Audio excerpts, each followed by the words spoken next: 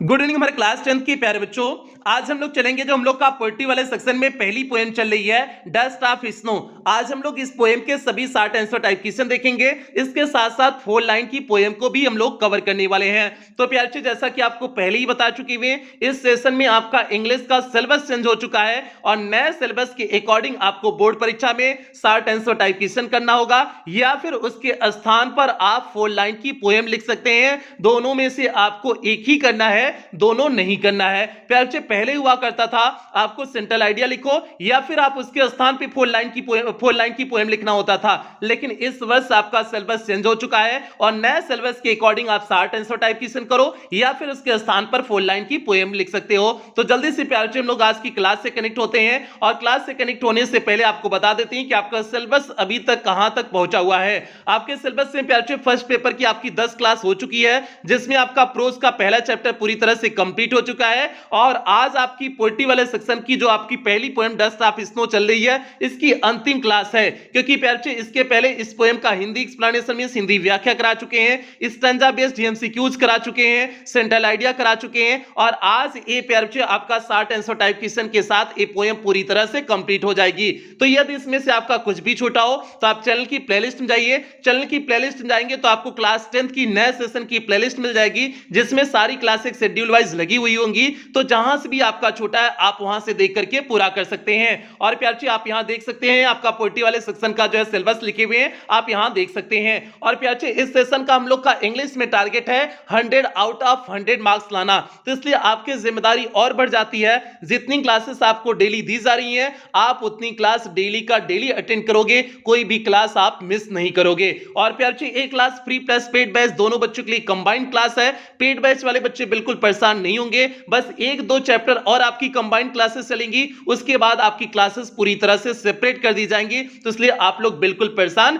नहीं हो। और जो बच्चे पेड क्लास नहीं लिए हुए हैं, अगर आप लेना चाहते हैं तो यहां पर आपको नंबर दिया गया है 7392937172 करके आपको नंबर दिया गया है। आप इस नंबर पे कॉल करके पेड क्लास ले सकते हैं। और प्यारे, पेड क्लास में आपको क्या क्या चीजें मिलेंगी यहां पर आपको लिखा गया है कि यहां पर आपका कंप्लीट सिलेबस कराया जाएगा, means first paper plus grammar पूरी तरह से कंप्लीट कराया जाएगा। और ये सिलेबस आपका कंप्लीट प्यारे अक्टूबर के लास्ट तक हो जाएगा, जिससे जब आपकी बोर्ड परीक्षा की डेट शीट आती है, डेट शीट के आने के पहले ही आपका सिलेबस कंप्लीट हो जाएगा। तो डेट शीट के आने के बाद आपके रिवीजन सीरीज शुरू कर सकते हैं। तो इसलिए प्यारे, यहां पर आपका सिलेबस आपका अक्टूबर लास्ट या फिर नवंबर के फर्स्ट वीक तक आपका सिलेबस पूरी तरह से कंप्लीट हो जाएगा। कुल मिलाकर के आपकी बोर्ड परीक्षा की डेट शीट जब आएगी, उसके पहले आपका सिलेबस पूरी तरह से कंप्लीट मिलेगा आपको। यहां पर प्यारे, आपको पीडीएफ प्रोवाइड की जाएगी, मींस जैसे आज की कोई क्लास चली, क्लास का तुरंत आपको जो है आपकी पेड क्लास के ग्रुप में पीडीएफ दे दिया जाएगा। डाउट्स क्लासेस चलेंगी, टेस्ट आपका वीकली और मंथली होगा, मॉडल पेपर कराया जाएगा, मींस बोर्ड परीक्षा में कैसे क्वेश्चन पेपर आ रहा है उसका आपको कई मॉडल पेपर के रूप में प्रैक्टिस आपको करा दिया जाएगा। और सबसे बड़ी बात प्यारे, पेड क्लास के ग्रुप में आपको रिवीजन सीरीज देखने को मिलेगी। ये वो रिवीजन सीरीज है जिससे हमने पिछले सत्र में 100% पेपर मैच कराए हुए थे। तो प्यारे, वो रिवीजन सीरीज आपको इस बार पेड क्लास के ग्रुप में देखने को मिलेगी। आप प्यारे बच्चे बात कर लेते हैं पेड क्लास की फीस क्या है। प्यारे, पेड क्लास की फीस केवल 499 रुपए है। ये पूरे सत्र के लिए है। जब तक आपका सिलेबस नहीं कंप्लीट हो जाता, जब तक आपकी बोर्ड परीक्षा नहीं हो जाती, तब तक के लिए प्यारे 499 में आपको क्लासेस मिलती रहेंगी। ये आपको ऐसा कोई नहीं कि मंथली आपको पेमेंट करना है, ये प्यारे आपको एक बार पेमेंट करना है पूरे सत्र के लिए। और इसके बाद प्यारे बात कर लेते हैं कि पेमेंट को आप कैसे करेंगे। आप पेमेंट को गूगल पे, फोन पे, पेटीएम, भीम ऐप, किसी भी माध्यम, यहां पर जितने माध्यम दिए गए हैं आप इनमें से किसी भी माध्यम का प्रयोग करके पेमेंट कर सकते हैं। और अगर आप इन माध्यमों का प्रयोग करके पेमेंट कर रहे हैं तो जो आपको यहां पर नंबर दिया गया है 7392937172 करके जो आपको नंबर दिया गया है, इसी नंबर पर आपको पेमेंट करने हैं अगर आप इन माध्यमों का प्रयोग कर रहे हैं। या फिर प्यारे, आपको यहां पर बैंक डिटेल दिया गया है, आप इस बैंक डिटेल का प्रयोग करके भी पेमेंट कर सकते हैं। या फिर प्यारे, आपको यहां पर कुछ क्यूआर कोड दिए गए हैं, आप इन क्यूआर कोड को स्कैन करके पेमेंट कर सकते हैं। और पेमेंट करने के बाद आपको पेमेंट का स्क्रीनशॉट ले लेना है। उस स्क्रीनशॉट को आपको इसी number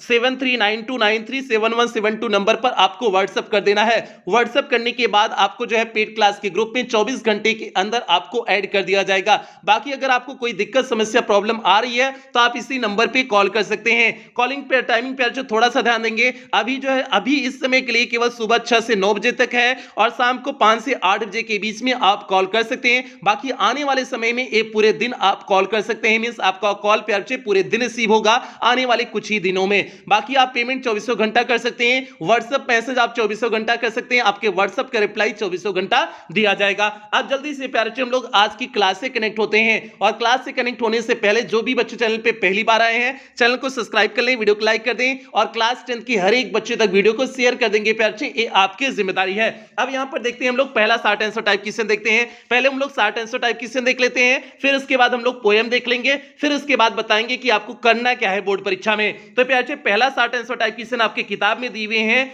how has the poet observed, means किस प्रकार से कवि ने देखा। ऑब्जर्व मींस होता है ध्यान से देखना, मींस एक तरह से हो गया देखना, तो किस तरह से कवि ने देखा नेचर मींस प्रकृति को in the poem dust of snow, इस कविता डस्ट ऑफ स्नो में, मींस इस पोएम डस्ट ऑफ स्नो में कवि ने किस प्रकार से प्रकृति को देखा। तो भैया कैसे कवि ने प्रकृति को देखा, एक सकारात्मक माध्यम के रूप में देखे हुए थे ना, जो उनके मूड मींस जो उनकी मनोदशा को क्या कर दी थी, परिवर्तित कर दी थी ना। अब कैसे परिवर्तित की थी, जब भैया डस्ट ऑफ स्नो उनके ऊपर गिरा हुआ था, कवि के ऊपर गिरा हुआ था, तो उनकी मनोदशा चेंज हो गई थी ना, जो उदास थे अब हैप्पी हो गए थे ना। तो भैया वही आपको उत्तर लिख देना है। देखिए उत्तर क्या हो जाएगा, the poet has observe nature, means कवि ने जो है ऑब्जर्व की मींस देखे नेचर मींस प्रकृति को as a positive medium, means सकारात्मक माध्यम के रूप में ऑफ चेंज मींस परिवर्तन के सकारात्मक माध्यम के रूप में उन्होंने देखा। फॉर हिम मींस अपने लिए, मींस उनके लिए अर्थात अपने लिए वह जो है सकारात्मक माध्यम, परिवर्तन के सकारात्मक माध्यम के रूप में उन्होंने प्रकृति को देखा। आगे देखिए, the poet had been in the sorrowful, means कवि किसमें थे, उदासी में थे, दुखी थे। सॉरोफुल मींस होता है दुखी होना, कवि दुखी थे। एंड डिप्रेसिव मूड मींस जो है डिप्रेसिव मींस होता है उदास, और उदास मनोदशा में थे इन दी पोएम मींस इस कविता में कवि क्या थे, दुखी थे, और दुखी और उदास मनोदशा में थे। But the way a crow shook the dust of snow, लेकिन जिस तरीके से बट दी वे मींस जिस तरीके से अक्रोमी से कौवा सूक में सिलाया दी डस्ट ऑफ स्नो मींस बर्फ के कण को, लेकिन जिस तरीके से एक कौवे ने बर्फ के कण को हिलाया, इट चेंज्ड हिज मूड, यह उनकी मनोदशा को मींस उनकी मानसिक स्थिति को क्या कर दिया, बदल दिया। तो भैया बदला हुआ था ना, तो वही चीज हो गया। मेन इसका उत्तर प्यारे आपको यहीं पर मिल गया था कि the poet has observed nature as a positive medium of change, means परिवर्तन के सकारात्मक माध्यम के रूप में उन्होंने किसको देखा था, प्रकृति को देखा हुआ था। मेन उत्तर तो आपको यहीं पर मिल गया, लेकिन हमने थोड़ा सा एलेबोरेट कर दिए, थोड़ा सा बढ़ा दिए ताकि उत्तर आपका कंप्लीट हो सके। तो प्यारे ये हो गया प्रकृति को, इसमें सीधे पूछा था कि प्रकृति को किस रूप में देखे थे, सकारात्मक माध्यम के रूप में देखे थे, बस आपका हो गया। मींस जो है सकारात्मक माध्यम के रूप में देखे थे, तभी तो उनके मूड मींस मनोदशा को जो दुखी थे उदास थे तभी तो चेंज कर दी हुई थी। वही चीज प्यारे हमने इसमें उत्तर में लिख दिए हुए हैं। एक बार फिर से उत्तर देख लेना, the poet has observed nature as a positive medium of change for him, the poet had been in the sorrowful and depressive mood in the poem, but the way a crow shook the dust of snow, it changed his mood हो गया।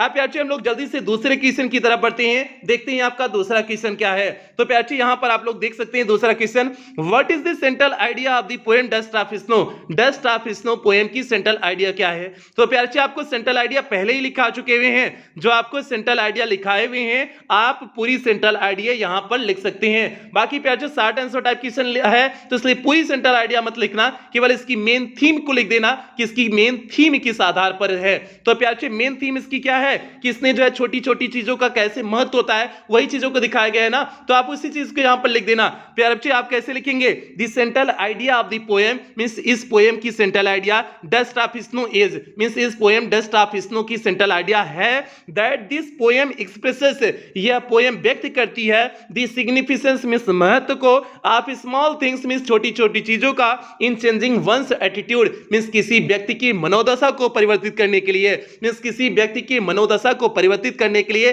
कैसे छोटी छोटी चीजें महत्वपूर्ण होती हैं, उस चीज को इस पोएम ने क्या किया हुआ है, दिखाया हुआ है। आप प्यारे इतना लिख सकते हैं, बाकी अगर आप पूरा लिखना चाहते हैं तो जो आपको सेंट्रल आइडिया लिखाया गया है उस सेंट्रल आइडिया को आप पूरा लिख सकते हैं। तो प्यारे आपका दूसरे क्वेश्चन का उत्तर क्या हो गया, कि the central idea of the poem Dust of Snow is that this poem expresses the significance of small things in changing in one's attitude। हो गया। अब जल्दी से हम लोग तीसरे क्वेश्चन की तरफ बढ़ते हैं और प्यार आप लोग बिल्कुल परेशान नहीं होंगे। आपको शॉर्ट आंसर टाइप क्वेश्चन अगर दिक्कत हो रही है तो आपको ऐसा तरीका बताएंगे जो है आप आसानी से शॉर्ट आंसर टाइप क्वेश्चन सभी तैयार कर सकते हो। बाकी इसके स्थान पर आप पोएम को एकदम शानदार ढंग से कैसे बना के लिख सकते हो, सारी चीजों के बाद आपको क्लास के अंतिम में बताएंगे। बस थोड़ा सा वेट करिए, क्लास के अंतिम में आपको बता देंगे कि शॉर्ट आंसर टाइप क्वेश्चन करना है या फिर आपको पोएम करना है, कौन सा आपके एग्जाम के लिए बेहतर होगा। आप प्यार यहां पर देखिए तीसरा question, what mood off the poet means किस प्रकार की मनोदशा कवि की थी, is reflected in the poem means इस कविता में किस प्रकार की मनोदशा को दिखाया गया है। तो भैया किस प्रकार की मनोदशा कवि की थी, तो भैया उदासी की मनोदशा थी ना, भाई तो बहुत उदास और परेशान दुखी थे ना भैया, उनकी मेहरारू नहीं भाग गई थी, वो जो है ऐसा जो है दुखी उदास परेशान थे, कोनो भी रीजन हो सकता है, ठीक है। तो अब उदास दुखी परेशान थे तो वही उनकी मनोदशा हो गई। यही चीज पूछा हुआ है कि जो है इस पोएम में कवि के किस रूप को दिखाया गया है, मींस उनकी कौन सी मनोदशा को दिखाया गया है। अगला question, how does it reflect means यह कैसे जो है प्रतीत होता है, रिफ्लेक्ट कैसे होता है मींस कैसे यह प्रस्तुत किया गया है। तो कैसे प्रस्तुत किया गया, कैसे आपको पता कि जो है वह उदास थे, तो प्यार से क्योंकि क्रो और जो है पॉइजनस ट्री जो है हेमलॉक का प्रयोग किया गया है, तो इसलिए इन दोनों से पता चलता है कि कवि क्या थे, उदास थे। अब जल्दी से प्यार हम लोग इसका उत्तर देख लेते हैं। The sorrowful and depressive mood off the poet is reflected in the poem. ये प्यार से पहले क्वेश्चन का उत्तर हो गया। द सॉरोफुल मींस दुखी एंड डिप्रेसिव मींस उदास, मूड मींस हो गया मनोदशा, दुखी और उदास मनोदशा ऑफ द पोएट मींस कवि की दुखी और उदास मनोदशा इज रिफ्लेक्टेड मींस दिखाई गई है इन दिस पोएम मींस इस कविता में कवि के दुखी और उदास मनोदशा को क्या किया गया, दिखाया गया है। पहले क्वेश्चन का उत्तर हो गया। कैसे पता इसका जो है दुखी और उदास थे, तो भैया उसका उत्तर देख लेना। The use of bird crow means जो है चिड़िया कवि का प्रयोग, विच इज अगली, कौवा कैसा होता है, बदसूरत होता है, एंड हार्श और कटु होता है। कवि की आवाज काहे की जब करता है तो कटु होता है ना, तो वही होता है प्यार से हार्श हो गया। तो फिर से देख लेना, the use of bird crow means कवि का प्रयोग, विच इज अगली एंड हार्श जो बदसूरत और कटु होता है, एंड हेमलॉक ट्री और हेमलॉक का वृक्ष मींस धतूरे का वृक्ष, विच इज पॉइजनस प्लांट जो एक जहरीला पौधा होता है। पॉइजनस मींस हो जाएगा जहरीला, प्लांट मींस पौधा, जो एक जहरीला पौधा होता है।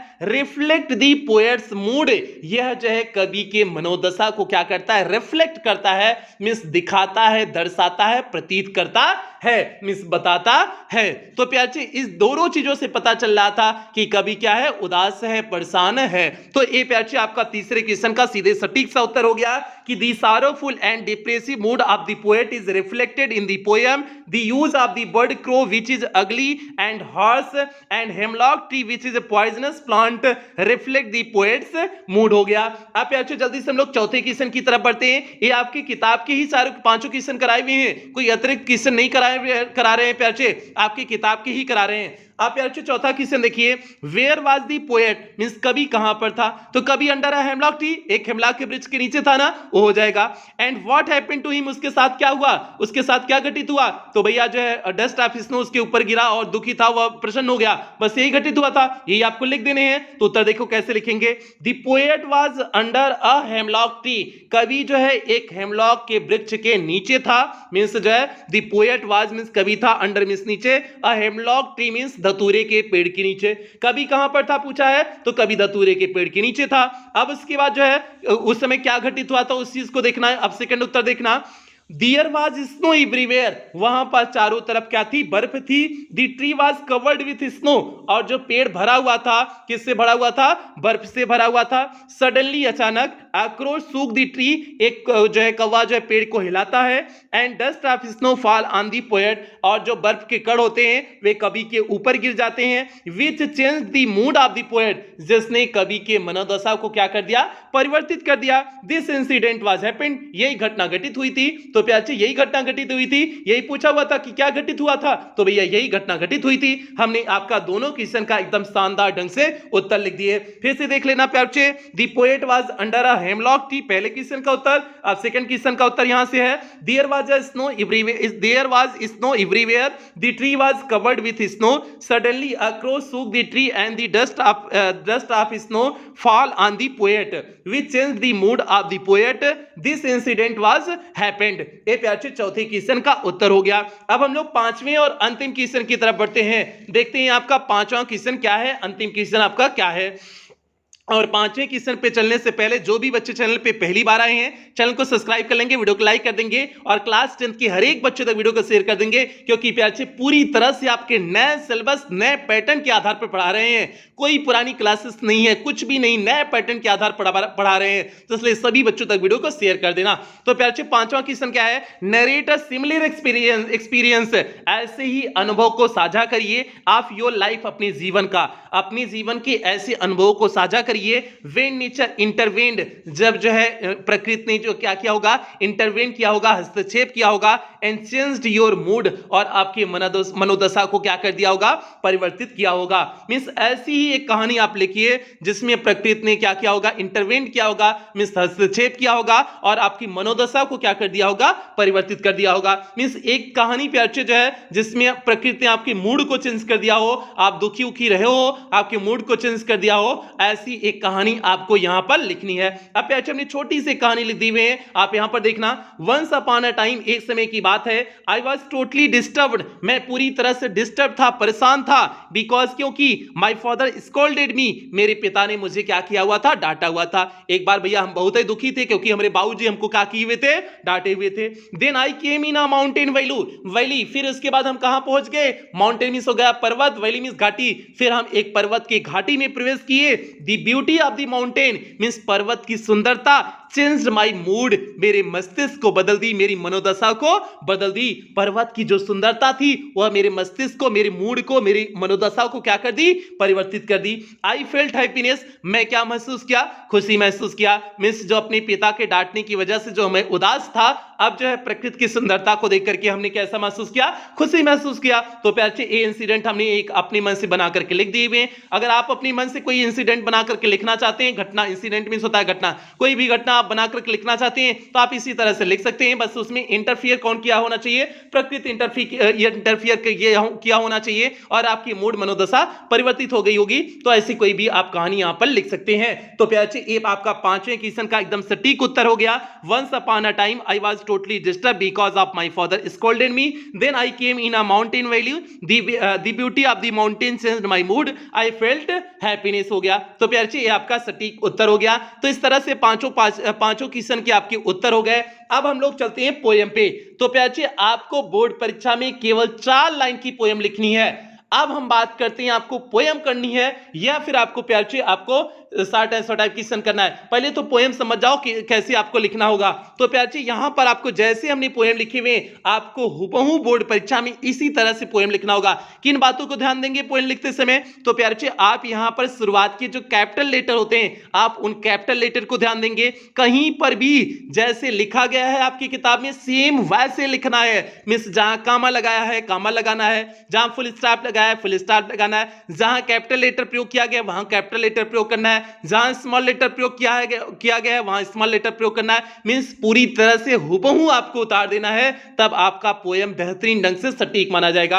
आप यार शुरुआत में से 4 लाइन दिया होता तो 4 लाइन हमने शुरुआत की यहां पर उतार दिए हुए हैं और 4 लाइन यहां पर प्यारे आप अंतिम का उतार दिए हुए हैं। अंतिम का देख सकते हो एकदम हुबहू वैसे ही उतारे हुए हैं जैसे आपकी जो है किताब में दिया हुआ है। इसी तरह से 4 लाइन आपको बोर्ड परीक्षा में पोयम लिखनी है। अब बात कर लेते हैं प्यारे आपको बोर्ड परीक्षा में पोयम लिखोगे या फिर आप शॉर्ट आंसर टाइप क्वेश्चन करोगे। तो प्यारे आपको सीधे सटीक सा सलाह देते हैं कि आप बोर्ड परीक्षा में पोयम को लिखोगे, शॉर्ट आंसर टाइप क्वेश्चन नहीं करोगे। तो प्यारे केवल शॉर्ट आंसर टाइप क्वेश्चन आपके प्रैक्टिस के लिए करा दे रहे हैं, बाकी आपको बोर्ड परीक्षा में शॉर्ट आंसर टाइप क्वेश्चन नहीं करना है। आपको करने क्या है, पोयम करने हैं। आप बात को दिमाग में गठिया लेना।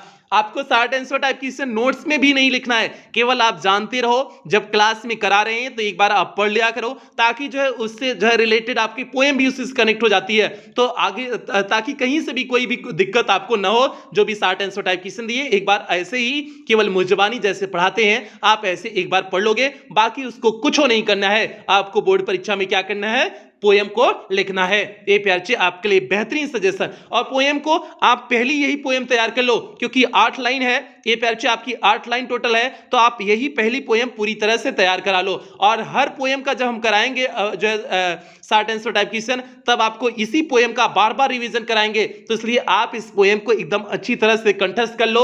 और जहां फुल स्टॉप, कामा, जो है कैपिटल लेटर, स्मॉल लेटर, जहां जैसे प्रयोग किया गया, आप ऐसे लिखने की 2-3 बार अपनी कॉपी में प्रैक्टिस कर लेना। तो प्यारे बच्चे ये बात हो गई, आज की क्लास की बात हो गई। तो आज की क्लास की समाप्ति यहीं करेंगे और ये पोयम, पहली पोयम आज आपकी पूरी तरह से कंप्लीट हो गई। तो मींस आपका पहला पोयम कंप्लीट हो गया, पहला प्रोज का चैप्टर कंप्लीट हो गया। अब एक पोयम आपकी और करा देते हैं, जो है फायर एंड आइस वाली पोयम। उसके बाद आपका एक जो है सप्लीमेंट्री रीडर करा देते हैं, सप्लीमेंट्री रीडर का एक चैप्टर करा देते हैं। उसके बाद आपकी क्लासेस पूरी तरह से सेपरेट कर दी जाएंगी। और प्यारे बच्चे, जो बच्चे पेड क्लास नहीं लिए हुए हैं, आप कोशिश करना सभी बच्चे पेड क्लास ले लें, क्योंकि आपको इस बार एकदम शानदार ढंग से पेड क्लास में पूरा बेहतरीन ढंग से कंप्लीट कराने वाले हैं। तो इसलिए कोशिश करना जितने बच्चे ले सकते हैं आप सभी बच्चे ले लेना। और पेड क्लास के बारे में यहाँ पे आपको पहले भी बता चुके हुए हैं, यहाँ पर आप लोग देख सकते हैं, फिर दोबारा आप लोग देख सकते हैं। जो भी प्रक्रिया है आप इस प्रक्रिया को फॉलो करके आप पेड क्लास ले सकते हैं। तो प्यारे बच्चे, क्लास की समाप्ति करते हैं। क्लास की समाप्ति करने से पहले जो भी बच्चे चैनल पे पहली बार आए थे, चैनल को सब्सक्राइब कर लेंगे, वीडियो को लाइक कर देंगे और क्लास 10 के हर एक बच्चे तक वीडियो को शेयर कर देंगे। और कुछ बेहतरीन लाइनों के साथ क्लास की समाप्ति करते हैं। जीत की उम्मीद रखने वाले लोग कभी बहाने नहीं बनाते हैं। तो इसलिए प्यारे बच्चे, आप किसी भी प्रकार का बहाना नहीं बनाओगे कि मेरा आज सर दर्द कर रहा है, फलाना हो गया, ढमकाना हो गया,